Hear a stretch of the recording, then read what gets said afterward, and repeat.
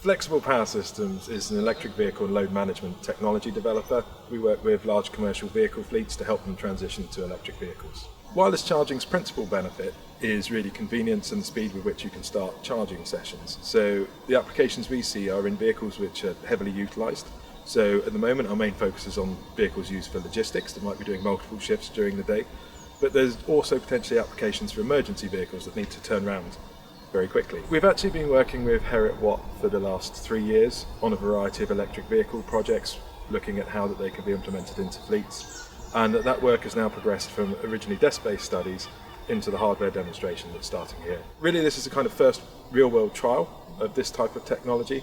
So among the things we hope to learn are obviously how the chargers themselves and the vehicles perform in the real world, and also whether this idea of shared charging infrastructure can work for commercial vehicles that have much more demanding requirements in terms of when that they need to charge. Electric vehicle charging, particularly at high powers, is very expensive. So you might see for a rapid charger prices starting at about £20,000.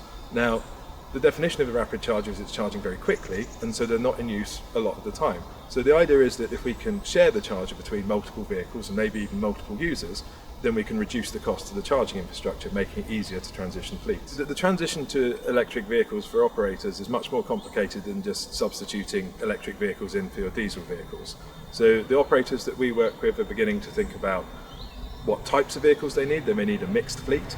There's also a requirement to specify infrastructure. You may need different types of chargers in order to make your operation work. And then finally, you may also want to think about sort of electricity network interfaces, making sure you have a big enough grid connection, for example. And so doing modelling at the start of that process, which is one of our services, can really help to reduce the costs and the risks of the transition. It's all part of a wider commitment to net zero that the UK government's made if we're going to tackle dangerous climate change. And the vans, for example, contribute a sort of disproportionate amount of road vehicle emissions compared to their number because they're used so heavily. And so we have to tackle van emissions in order to be able to decarbonise the road fleet. So the project has three main partners. The Flexible Power Systems are leading on the vehicle integration and also tools development. The Heriot Watt University are doing a significant amount of large-scale fleet modelling to understand how this technology can be scaled up.